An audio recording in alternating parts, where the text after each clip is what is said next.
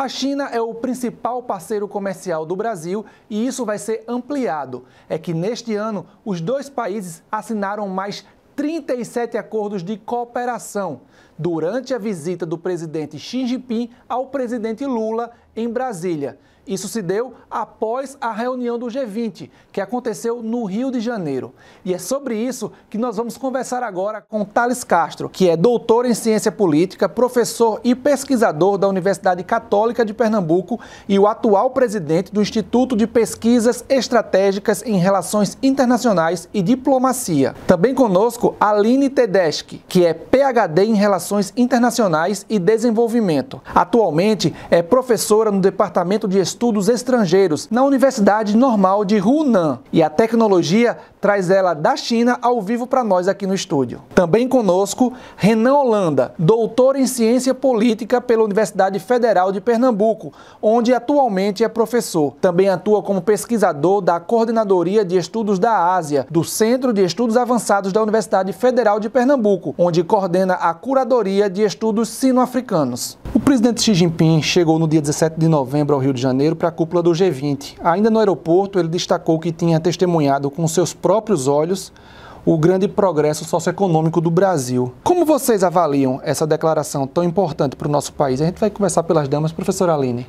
É interessante que o Brasil apresente dados positivos nos marcadores que interessam em termos de, vamos dizer, resposta socioeconômica, né? Tem o crescimento do PIB, claro, mas menores taxas de desemprego, principalmente melhorias nas condições básicas sociais e no alívio à pobreza, que é um dos grandes temas prioritários dessa parceria sino-brasileira, importa bastante, né? A melhoria na vida prática das pessoas que mais precisam, no dia a dia dessas pessoas, é uma base fundamental de legitimidade de iniciativas de parceria sino-brasileira. Professor Renan, concorda também com esse ponto de vista?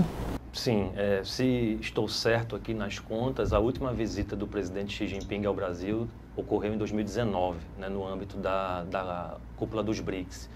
Então ele retorna, nesse contexto agora, 5 anos depois, basicamente, num cenário que se revela alvissareiro, tanto ao nível doméstico, né, de ambos os países. O Brasil inicia uma nova etapa, né, política em que uma orientação de boas relações com a China está situado numa prateleira superior, né, dentro das prioridades estratégicas da própria presidência da República. Ao mesmo tempo, a China também atravessa um novo momento, né, com a nova reeleição do presidente Xi Jinping, tanto para a presidência da República quanto a sua recondução ao cargo de secretário-geral do partido.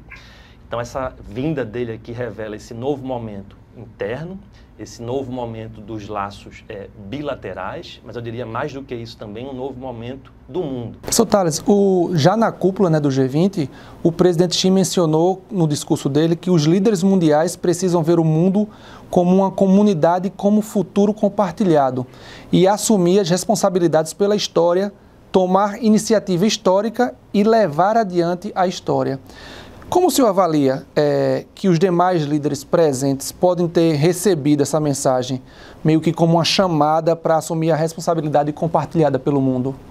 Essa frase muito emblemática do presidente Xi, ela foi justamente articulada a partir da nova estruturação, da nova visão de política externa da China, prolatada no dia 24 de outubro de 2023. Naquele documento máximo, né, de nova orientação de política externa, do novo século da Ásia, Xi Jinping pontua justamente essa frase que você colocou, essa partilha de futuro compartilhado, essa partilha de futuro entre setores diversos da humanidade. Eu acredito que os demais países que compõem o G20, não só os estruturais, os 19, né, originários, mais a União Europeia, mas também os convidados, né, que o Brasil tem a primazia de fazer esse tipo de arranjo de convite, interpretaram essa frase como sendo de uma necessidade de rever o mundo que se descortina nesse primeiro quarto, né, de século XXI. É um século de novas demandas, como ele próprio pontua, o presidente Xi, é um século de novas oportunidades e de alianças estratégicas no nível regional.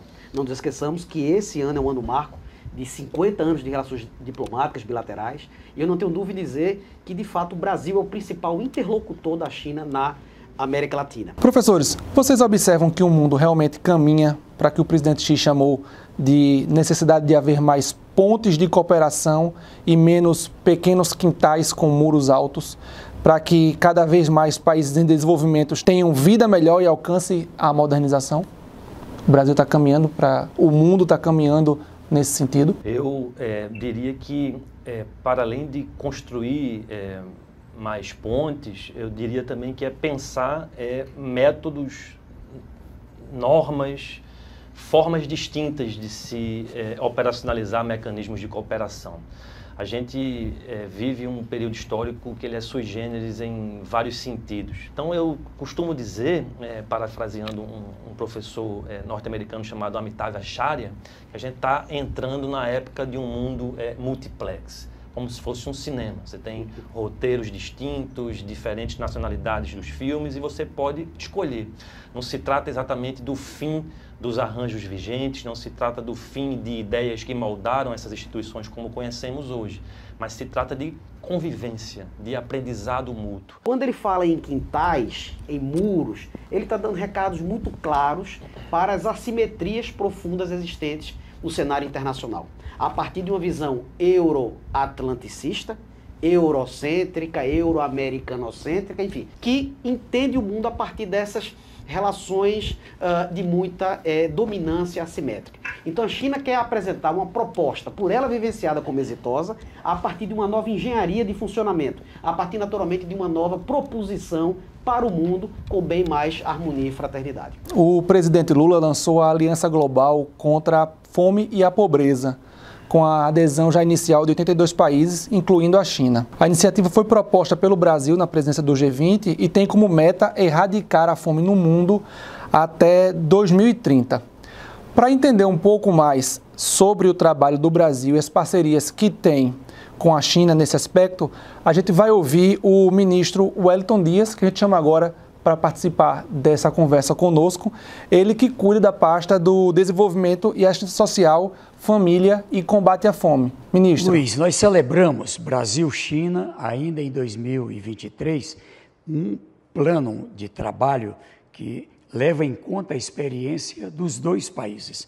O Brasil, lá atrás, fez uma parceria, ali por volta de 2004, 2005, com a China e dali trabalharam juntos as suas experiências com bom resultado. De um lado, o social, integrado com os pequenos agricultores, os pequenos produtores, aqui a oportunidade de conhecer a experiência da China. Mais de 50% do mercado externo chinês, ali com a participação dos pequenos produtores, pequenas indústrias. De um lado, a China compra produtos do Brasil, eu destaco mel, outros produtos que lá são beneficiados e, com isso, gera atividade econômica para produtores da China, mas também dentro do Brasil a compra de equipamentos e agora a própria presença de fabricação no Brasil, equipamentos que são apropriados para os pequenos,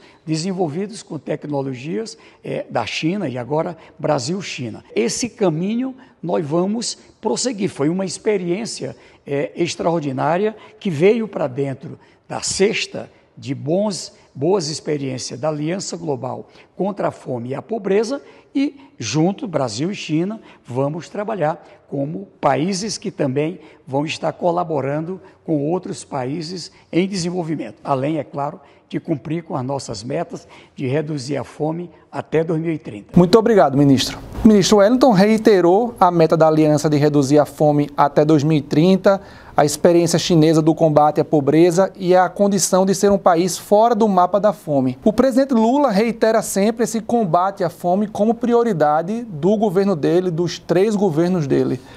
O que o Brasil pode aprender com as experiências chinesas para superar esse entrave do combate à fome aqui no Brasil, professora? Acredito que o Brasil pode tomar como uma perspectiva até a própria metodologia, né, como isso foi feito. O sucesso da China na redução da pobreza se baseou principalmente em 3 pilares: aumentar a renda das famílias rurais por meio da promoção do crescimento de empregos e indústrias não agrícolas também, aumentar a produtividade agrícola e investir em infraestrutura rural. E não dá para encerrar esse assunto agora. A gente vai continuar conversando sobre esse tema num próximo vídeo.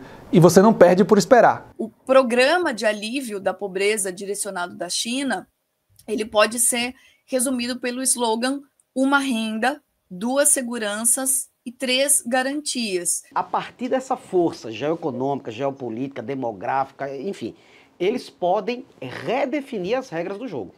E ao fazê-lo, China e Brasil, nessa aliança longeva, pode provocar mudanças nesse mesmo centro.